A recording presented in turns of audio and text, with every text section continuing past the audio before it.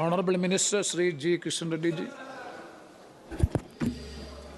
आदरणीय अध्यक्ष जी, मैं तेलुगु स्टेट तेलंगाना से आता हूं, इसलिए आपका अनुमति से मैं तेलुगु में बात करना चाहता हूं। మనకందరికీ తెలుసు, సుదీర్ఘమైనటువంటి పోరాటం తర్వాత తెలంగాణ రాష్ట్రము విడిపోవడం జరిగింది. ఆ రోజు కాంగ్రెస్ పార్టీ 1969లో మరి 369 మంది విద్యార్థులను తుపాకులతో కాల్చి చంపింది జై తెలంగాణ అన్నందుకు. ఆ తర్వాత ఇటీవల జరిగినటువంటి చివరి దశ పోరాటంలో కూడా 1200 మంది తెలంగాణ ప్రజలు ఆత్మ బలిదానంతో తెలంగాణ వచ్చింది. చివరకు తెలంగాణకు సంబంధించినటువంటి 4 కోట్ల మంది ప్రజలు కాంగ్రెస్ పార్టీ ప్రభుత్వం మెడలు వంచి తెలంగాణ తెచ్చుకున్నారు. కానీ దురదృష్టం ఏంటంటే తెలంగాణ వచ్చిన తర్వాత కాంగ్రెస్ పార్టీ ప్రభుత్వము లేక ఆంధ్రప్రదేశ్ రాష్ట్రంలో కూడా మరి మనతో విడిపోయినటువంటి ఆంధ్రప్రదేశ్ రాష్ట్రము తెలంగాణ అన్నదమ్ముల్లాగా ఒక పోటీ తత్వంతో ఆరోగ్యకరమైనటువంటి వాతావరణంలో 2 రాష్ట్రాలు అభివృద్ధి చేసుకోవాల్సిన అవసరం ఉండింది.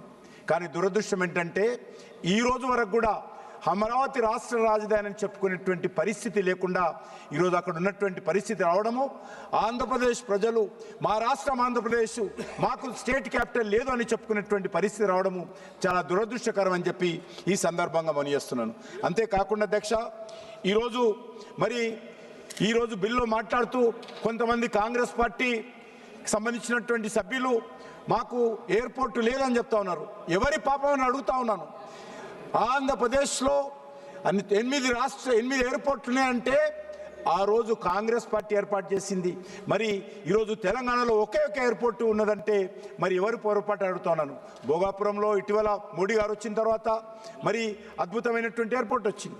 విశాఖపట్నంలో ఎయిర్పోర్ట్ గతంలో ఉంది, రాజమండ్రిలో ఉండింది, తిరుపతిలో ఉన్నది, అదేవిధంగా మరి పుట్టపర్తిలో ఉంది, కడపలో ఉంది, కర్నూలులో ఉంది. మరి కనీసము మరి తెలంగాణలో కొత్తగూడెంలో, అదేవిధంగా ఆదిలాబాద్లో కావాలి, వరంగల్లో కావాలంటే 10 సంవత్సరాలు బీఆర్ఎస్ పార్టీ అధికారంలో ఉండి ల్యాండ్ ఇవ్వలేదు వరంగల్ ఎయిర్పోర్టుకు. ఈరోజు మళ్ళీ కాంగ్రెస్ పార్టీ గతంలో కూడా వరంగల్ ఎయిర్పోర్టు విషయంలో కానీ, గతంలో ఆదిలాబాద్ విషయంలో కానీ, కొత్తగూడెం విషయంలో కానీ నిర్లక్ష్యం చేసింది. కాంగ్రెస్ పార్టీ అధికారం ఉన్నన్ని రోజులు తెలంగాణలో రైల్వేల అభివృద్ధి జరగలేదు, రైల్వేలు వెనుకబడిపోయినాయి, జాతీయ రహదారులు అభివృద్ధి జరగలేదు, అనేక రకాలుగా తెలంగాణ వెనుకబడింది. కాబట్టే తెలంగాణ ఉద్యమం వచ్చింది. ఈరోజు నేను మనవి చేస్తా ఉన్నాను ఖచ్చితంగా ఈరోజు ఈ యొక్క ఆంధ్రప్రదేశ్ రాష్ట్రానికి అమరావతి రాష్ట్ర రాజధాని కావాలని గత అనేక రోజులుగా భారతీయ జనతా పార్టీ డిమాండ్ చేస్తూ ఉంది. ఈరోజు దానికి ఒక సానుకూలమైనటువంటి పరిస్థితి రావడం ఏదవుతుందో చాలా సంతోషమని మనం చేస్తున్నాను. అంతేకాకుండా అన్నదమ్ముల్లాగా ఈ 2 రాష్ట్రాలు అభివృద్ధి చేసుకోవాల్సిన అవసరం ఉంది, వేగవంతమైనటువంటి అభివృద్ధి జరగాల్సిన అవసరం ఉంది. దానికోసమే ఈరోజు తెలంగాణ వచ్చిన తర్వాత కూడా అధ్యక్ష ఆంధ్రప్రదేశ్ లో కూడా ట్రైబల్ యూనివర్సిటీ రావడం జరిగింది. నరేంద్ర మోడీ గారు ప్రధానమంత్రి అయిన తర్వాత ట్రైబల్ యూనివర్సిటీ ఆంధ్రప్రదేశ్కి వచ్చింది. అంతేకాకుండా ఈరోజు ఆంధ్రప్రదేశ్లో అనేక రకాల అభివృద్ధి కార్యక్రమాలు జరుగుతూ ఉన్నాయి.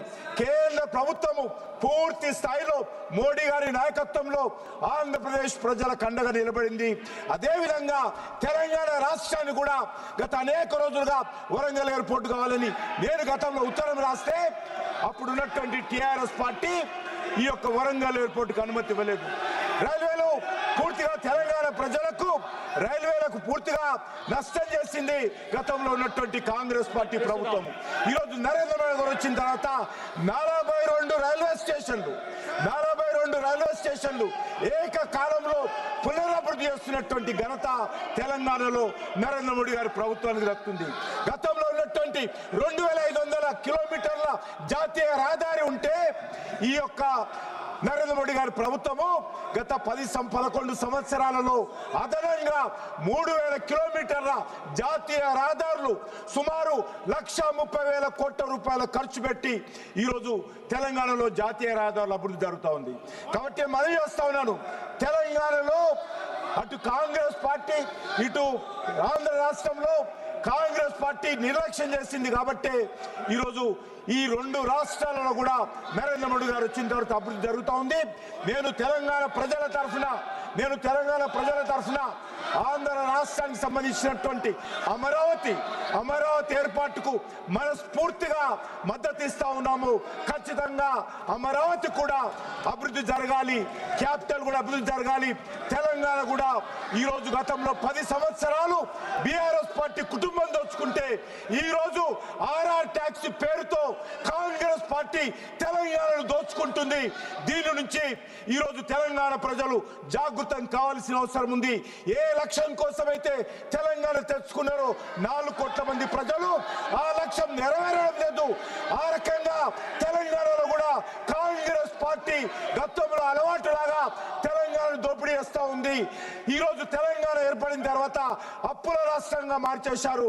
ఎంతో సదుద్దేశంతో తెలంగాణ ప్రజలు పోరాటం చేస్తే ఆ పోరాటం ఈరోజు నవ్వుల పాలు చేసే విధంగా వ్యవహరిస్తా ఉన్నారు. కాబట్టి ఈ తెలంగాణను కాపాడుకోవాల్సిన అవసరం ఉంది.